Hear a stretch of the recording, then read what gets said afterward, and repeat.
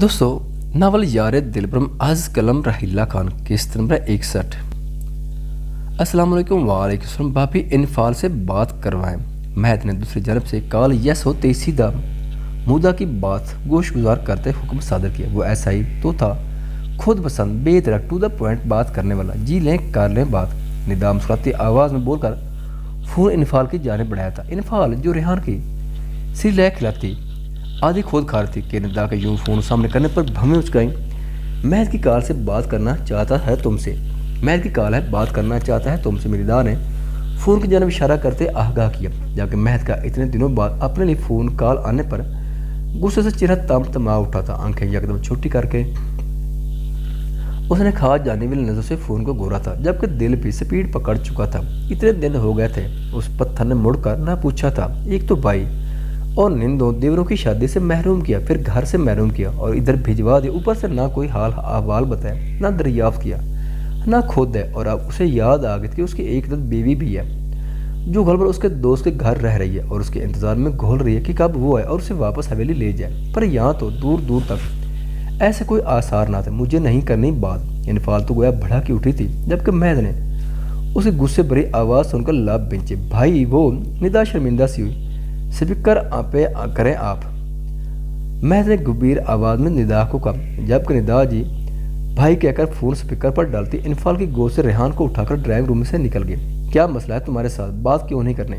महद के गुस्से भरी मगर झंझलाहट से भरपूर आवाज़ गूंजी। वो कैसे उसके बगैर रह रहा था, ये तो महद ही जानता था। जी कौन आप? मैं नहीं जानती आपको, ना मुझे बात करनी है आपसे। बस इतना बता रही हूँ कि मैं कल हवेली आ रही हूँ। इनफाल से लेकर चम्मच मुँह में डालती बोलकर महद के अंदर लावा भर गई थी। तुम्हारी टांगें तोड़ दूंगा अगर तुमने उस घर से कदम बाहर निकाला। तुम्हारा इलाज मैं समझ चुका हूँ, तैयार हो जाओ, लेने आ रहा हूँ। फिर फुर्सत में बताता हूँ कि मैं कौन हूँ। महद दबे दबे लहज में घुर्राया। उसे इनफाल के लफ्ज़ सख्त नागवार से गुजरे थे। मुझे आपके साथ नहीं जाना, आप मुझ पर हुक्म नहीं चला सकते। बदले में वो भी दो बुदू बोली, आखिर इतने दिनों की फ्रस्ट्रेशन भी तो निकालनी थी। वो तो मैं वहाँ आ जाऊँ, फिर देखता हूँ कैसे नहीं आती। महद घुमिरतन बोला। इनफाल को मजीद सुर्ख कर गया था। दोनों एक दूसरे को गुस्सा दिलाकर दिली सुकून ढूंढ रहे थे, जो कि नामुमकिन था। हर बार आपकी मर्जी नहीं चल सकती। आखिर क्या बिगाड़ा है मैंने आपका? उसके तहकुम बड़े अंदाज पर वो सीख पाती एकदम घुर्राई थी। बहुत कुछ बिगाड़ दिया है तुमने। महद का लहजा मानी खेज हुआ था, जबकि आवाज़ में भारीपन दर आया था। इंतहा के बुरे लग रहे आप इस वक्त मुझे। इनफाल की आंखें नाम हुई थी, जबकि लहजा भी भीग गया था। और तुम बहुत जहरीली, जो रफ्ता रफ्ता मेरी रगों में अपना जहर उंडेल रही हो, और यही जहर अब तुम पर हावी होने वाला है। महद ने बोझल आवाज़ में मानी खेज सरगोशी की थी, जो कि इनफाल के सर पर से गुजर गई। मुझे आपसे बात नहीं करनी। वो रोती हुई कोई मासूम सी बच्ची लगी थी। तो किससे करनी है? महद की पेशानी पर बाल उभरे, बुमर की पीठ सरकते उसने सर्द आवाज़ में इस्तफसार किया। इनफाल की मुसलसल बात ना करने वाले रेट से वो बुरी तरह जेचू तक खोल उठा था। किसी से भी? इनफाल ने हिचकी भरी। गूंगा कर दूंगा सभी, अगर मेरे अलावा किसी और का ख्याल भी लाई तो। महद भड़क उठा। उसे किसी से कहने पर वो इतना शिद्दत पसंद हो रहा था, वो खुद भी नहीं जान पा रहा था। या शायद ये कुछ दिन की दूरी का असर था कि महद का दिल बुरी तरह डिस्टर्ब हो चुका था कि अब उससे दूरी तो क्या, उसका किसी से बात करना भी नागवार था। गोया ये इब्तिदा थी शिद्दत पसंदी की, तो इंतहा कहाँ होनी थी। यकीनन उसकी जुनूनी कैफियत इनफाल पर भारी पड़ने वाली थी। I hate you. उसके उल्टा उसी पर आग गोला होने पर इनफाल मजीद दुखी हुई थी। तभी सख्त गुस्से में कहती कॉल बंद कर गई, जबकि महद का मीटर शार्ट कर गई थी। उसने शरारतबाज निगाहों से फ़ोन को घूरा था, जबकि दिल और दिमाग में अलग से जंग छिड़ चुकी थी। गाड़ी निकालो सैफ, इस्लामाबाद जा रहे हैं हम। महद खराब मूड में कहकर अंदर की जानिब बढ़ गया। हशमत कहाँ है? शम्मस उसका जिबड़ा दबोचे धाड़ा था।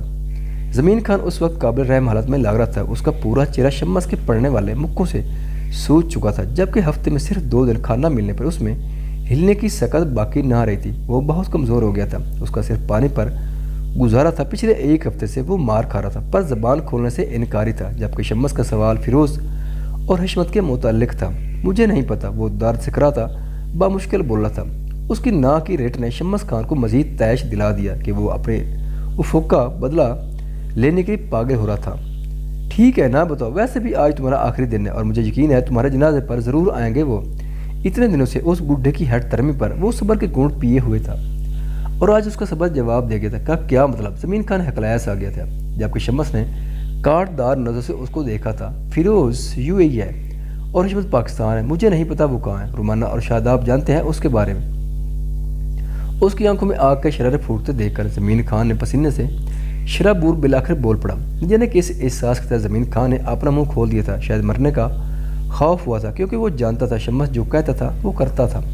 وقت گزر گیا ہے، پہلے بتا رہے تو شاید تمہیں آسان موت دیتا۔ شمس کرو فرض کہتا اپنی جگہ سے اٹھ کھڑا ہوا، جبکہ زمین خان نے رحم طلب نظروں سے اسے دیکھا۔ مجھے معاف کر دو شمس خان۔ وہ زمین پر پڑا، پوری ہمت مجتمع کیے اس کو دروازے سے نکلتا دیکھ بولا، تمہیں معاف نہیں کر سکتا کہ تمہیں معاف کرنا مطلب ان تمام مظلوموں کے ساتھ نا انصافی کرنے کے مترادف ہے جن کی زندگی تم نے خراب کی ہے۔ شمس بغیر مڑے برفیلے لہجے میں پھنکارا تھا، خواہ اس کی کا دھڑ تن سے جدا کر دو اور اس کو اتنے وار دو کہ اس کی دردناک چیخیں اس بیسمنٹ سے باہر تک مجھے سنائی دینی چاہیے۔ شمس خان گمبھیر آواز میں حکم صادر کرتا دہلیز پار کر گیا تھا، جبکہ پیچھے سے زمین خان کی دردناک چیخیں آنا شروع ہو چکی تھیں۔ شمس خان اس کی چیخیں سنتا بیسمنٹ سے باہر نکل آیا تھا اور اس کے گاڑی تک پہنچنے تک مسلسل زمین خان کی گرگراہٹ اور آہو بکا جاری تھی، جبکہ گاڑی میں بیٹھتے ہی آوازیں یک دم سے تھم گئی تھی۔ شمس نے سر جھٹکا، تم اسی لائق تھے زمین خان، تمہیں میں اپنے ساتھ کیے پر معاف کرتے، پر تم نے نہ جانے کتنی معصوم لڑکیوں کی زندگی برباد کی ہے، انہیں کس اذیت سے دوچار کیا کہ تم انسان کے روح میں ایک درندے تھے۔ مجھے افسوس ہے کہ اس درندے کو ختم کرنے میں وقت لگ گیا بہت۔ شمس نفرت امیز لہجے میں کہہ کر گاڑی سٹارٹ کرتا فارم ہاؤس سے نکل گیا۔ آج وہ پرسکون تھا، پر حشمت اور فیروز ابھی باقی تھی۔ بڑی مچھلی کو کچل ڈالا تھا، اب ان کی باری تھی۔ جن کے پیچھے مہد لگا تھا تو ان کا بچ جانا بھی ناممکن تھا۔ چائے نمرا نے کپ علی کے سامنے پیش کیا، وہ جو ابھی صوفے پر آ کر لیٹا تھا کہ نمرا فوراً سے حاضر ہو، شکریہ، بہت طلب ہو رہی تھی۔ علی نے مانی خیز نظروں سے اسے دیکھتے کپ تھام لیا۔ کچھ پتہ چلا؟ نمرا نے فوراً سے انفعال کا پوچھا۔ نہیں، علی نے سپ لیتے نفی میں سر ہلایا۔ مجھے بہت یاد آ رہی ہے۔ نمرا یکدم اداسی ہوئی۔ ہاں مجھے بھی، اب ہماری شادی اور لیٹ ہو جائے گی۔ علی بھی لہجے میں مصنوعی اداسی سموئے بولا۔ تم کتنے سیلفش ہو، نمرا نے گورا، تمہیں دیکھ کر سیلفش ہونا بنتا بھی ہے۔ علی نے دانت نکو سے، تمہیں ذرا بھی انفعال کی فکر نہیں جو دانت نکال رہے ہو۔ نمرا صدمے میں بولی، کیونکہ میں جانتا ہوں انفعال جائے وہ ٹھیک ہے اور وہ ایک بندے کی مرضی کے بغیر واپس نہیں آ سکتی، اس لیے ان کا سوچ کر میرے دانت نکل رہے ہیں، مطلب دونوں جنگلی مرد پیڑ ہوں گے۔ علی چائے کی چسکیاں لیتا مسکرا کر بولا، کون بندہ؟ نمرا نے خاصا الجھ کر پوچھا۔ یار اس کا اپنا بندہ۔ علی نے اس کی لا علمی پر گورا، اس کا بندہ مطلب کون بندہ؟ نمرا ابھی بھی سمجھ نہ پائی تھی۔ تم اس کے بندے کو چھوڑو، اپنے بندے بننے پر دھیان دو۔ علی ہاتھ جلا کر بولا، واٹ، تم پاگل ہو؟ میں کیوں بندہ بنوں؟ میں لڑکی ہوں۔ نمرا اس کے ہاتھ سے کپ چھین کر غصے سے گرکی، جبکہ اس کی بات اور حرکت پر علی کا کہکا برجستہ تھا۔ میں ہوں نا تمہارا بندہ مجگر، اور تم میری بندی، بس مجھ پر مطلب اپنے بندے پر دھیان دو جو بہت جلد تمہارا بننے والا ہے۔